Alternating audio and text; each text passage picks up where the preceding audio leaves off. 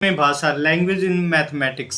गणित में कैसी भाषा होती है, उससे क्या विकास होता है। सबसे पहले चिंतन प्रक्रिया, थिंकिंग प्रोसेस को इफेक्ट करता है। गणित के जो लैंग्वेज होते हैं ना, लैंग्वेज का जो प्रयोग किया जाता है वर्ड प्रॉब्लम वगैरह में, तो वो क्या है, थिंकिंग प्रोसेस को डेवलप करते हैं, इफेक्ट करते हैं। उनके डेवलपमेंट में सबसे ज़्यादा इफेक्ट देखने के लिए मिलता है वर्ड प्रॉब्लम के लैंग्वेज से, ठीक है।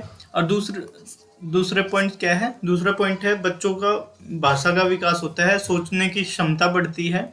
और बच्चों की जो भाषा होती है, बड़ों की जो वयस्क हैं, अडल्ट हैं, उनकी भाषा में उनकी वोकेबलरी ज़्यादा होती है एक मुकाबले में। जो बड़े होते हैं उनकी वोकेबलरी ज़्यादा होती है। ऐसा नहीं है कि सोचने की क्षमता बच्चों की कम है, बस उनके शब्द भंडार कम है बच्चों के बड़ों के मुकाबले, ये बात होती है। फिर उसके बाद है कि जो जब गणित पढ़ाते ना, उसके दौरान में क्या होता है, बच्चों के स्तर की भाषा और शब्दों का प्रयोग करके समझाना चाहिए। जैसे घात और सरलीकरण है, परिमेयकरण है। परिमेयकरण को क्या है, आसान करके परिमेयकरण को आसानी से, रेशनलाइजेशन को आसान शब्दों में समझा सकते हैं। आसान, इतने कठिन शब्दों को हमें क्या करना है, छोटे छोटे शब्दों में तोड़ना है। जैसे परिमेयकरण हो गया, सरलीकरण हो गया, जैसे पृथक्करण होगा। पृथक्करण का मतलब क्या हुआ, अलग अलग करना।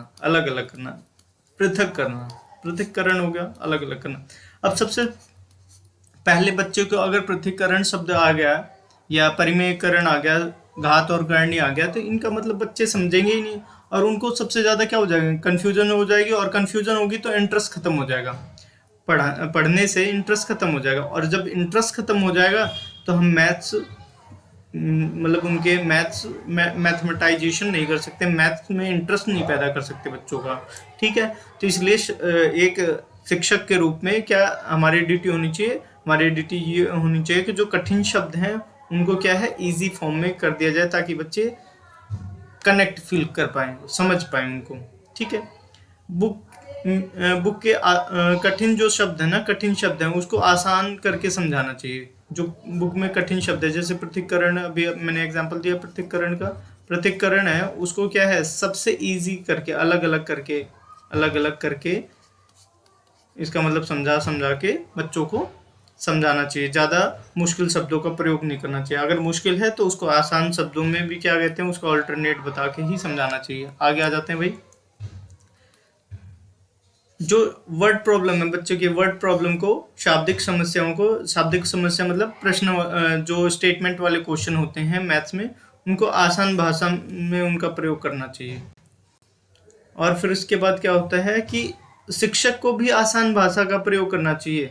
कभी कभी क्या हो जाते हैं, जब हम मुश्किल भाषाओं का प्रयोग करते हैं, भाषा के मुश्किल शब्दों का प्रयोग करते हैं ना, तो बच्चे क्या कर लेते हैं, गलत कंसेप्ट बना लेते हैं अपने माइंड में, गलत कंसेप्ट बना लेते हैं, और फिर उसके बाद दिक्कत होती है। तो जैसे अभी पाइथागोरस नेम दे दिया पाइथागोरस ट्रिपलेट, तो इसको बच्चे क्या, पहली बार जब इंट्रोड्यूस होगा पाइथागोरस, तो वो सोचेंगे पाइथागोरस क्या है, ये गोरस मतलब रस है, कुछ ऐसा सा दिमाग लगाएंगे, या किसी जानवर का नाम है, ऐसा कुछ अलग सा लगा के उनको गलत मिसकंसेप्शन अपने माइंड में कर लेते हैं, गलत कंसेप्ट को डेवलप कर लेते हैं।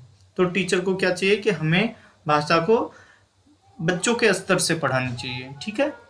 आजो और क्या है, दैनिक जीवन वाले शब्दों का प्रयोग करना चाहिए। दैनिक जीवन के एग्जाम्पल लेके उनको प्रयोग करना चाहिए। दैनिक जीवन के एग्जाम्पल कैसे लेने चाहिए, डेली लाइफ के एग्जाम्पल कैसे लेने चाहिए, कि भाई जो डेली लाइफ में एग्जाम्पल है, जैसे डेली लाइफ में जो शब्द बच्चा सुनता है, आसपास देखता है, वैसे शब्दों का प्रयोग करके और वैसे एग्जाम्पल्स का प्रयोग करके मैथ को पढ़ाना चाहिए, गणित को पढ़ाना चाहिए, ठीक है। और एक शब्द को, एक विषय को दूसरे विषय से जोड़कर पढ़ाना चाहिए। एक विषय को दूसरे विषय से जोड़कर पढ़ाना चाहिए। जैसे गणित पढ़ रहे हैं, कई बार एग्जाम्पल दिया, गणित पढ़ रहे हैं, उसके साथ साथ में आप भाषा को भी सिखा सकते हो, भाषा भी पढ़ा सकते हो, क्योंकि भाई गणित किसी न किसी भाषा में होगी, तो उससे भाषा का विकास होगा। भाषा के साथ साथ में हम क्या, उसके नैतिक विकास भी कर सकते हैं, नैतिक विकास भी कर सकते हैं। तो कई सारे सब्जेक्ट को एक साथ में जोड़कर जब पढ़ाते हैं ना, तो वो उससे भी बच्चों का क्या हो जाता है, भाषा के द्वारा विकास होता है। तो एक विषय को दूसरे विषय से भी जोड़ के हम देख सकते हैं इसमें, ठीक है। अब आ जाते हैं, गणित के माध्यम से मूल्यों का विकास कर सकते हैं। बच्चों के अंदर कौन सी वैल्यूज को डेवलप कर सकते हैं गणित के माध्यम से, वो देखते हैं। सबसे पहले कौन सी वैल्यू डेवलप कर सकते हैं, वैल्यूज क्या है? सबसे पहले एकता की शक्ति वैल्यू को डेवलप कर सकते हैं। जैसे एकता के बारे में, यूनिटी के बारे में हम समझा सकते हैं। जैसे टाइम एंड वर्क वाला क्वेश्चन होता है, टाइम एंड वर्क, 5 आदमी एक काम को 25 दिन में कर रहे हैं, तो 10 आदमी कम दिन में करेंगे क्योंकि ज़्यादा आदमी है। तो यहाँ से यूनिटी का है, एक आदमी एक दिन में काम करता है तो 10 आदमी कितने देर में काम कर लेंगे, तो वो आसानी से हो जाता है ना। अब जैसे यहाँ पे ईमानदारी को भी डेवलप कर सकते हैं, ईमानदारी का भी विकास कर सकते हैं। जैसे भाई दुकान पे सामान लेने गए और दुकानदार ने एक्स्ट्रा पैसे वापस कर दिए, तो उस मैथ्स के साथ साथ में बच्चों ने क्या करा कि भाई पैसे जो एक्स्ट्रा दे दिए थे उनको भी माइनस करके और फिर उसके बाद दुकानदार को वापस करा। ये भी ईमानदारी का कंसेप्ट आ गया। फिर उसके बाद पैसे बचाने, धन बचाने के कंसेप्ट को भी डेवलप कर सकते हैं। जैसे सिंपल इंटरेस्ट है, साधारण ब्याज और चक्रविधि ब्याज,